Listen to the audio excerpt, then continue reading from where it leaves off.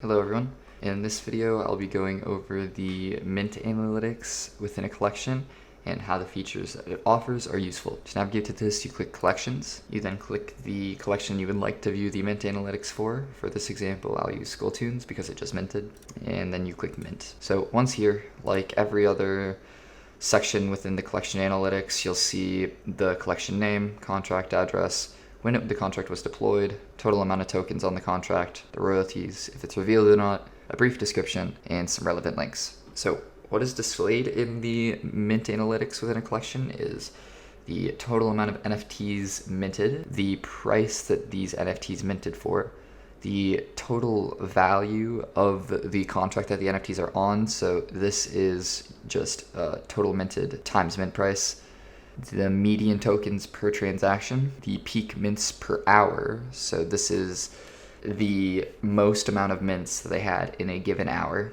You have a bar graph of mints over time. This one is a little different looking because they were minted all within 1 hour, but that's not necessarily a bad sign. It also shows top minters, so the wallets that minted the most of the collection, and the total amount of unique minters is also displayed here. So this page is useful because it gives you the analytics necessary to analyze how a mint of a collection went.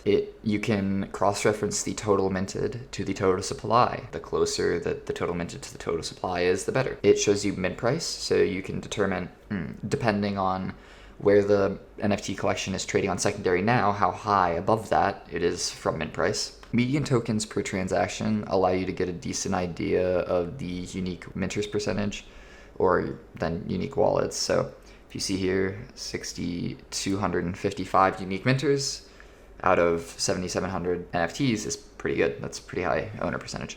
Peak mints per hour, the higher this number compared to the collection size, the better. This can be skewed a bit because in this case there seem to be no whitelist mint, and so if there is a whitelist mint, you may see this number may be lower, but you can usually determine this by the bar graph here. This bar graph shows you the rate at which things were minting over time. So as you can see with this collection, these mints here were probably to the dev wallet, but then this collection minted out extremely fast, where the entire supply went within 1 hour. This is obviously a good sign. And then with top minters, you can just see which wallets minted the most. This doesn't do too terribly much unless there is a unlimited amount of mints. Then you can gauge how many people were able to get away with minting. The lower, the usually better, because if people are able to mint an extremely high amount of something, that usually means that the unique owner count will be lower. That is all of the information on this page and what to look for in this information when determining if a mint went well or not. Hope you enjoyed.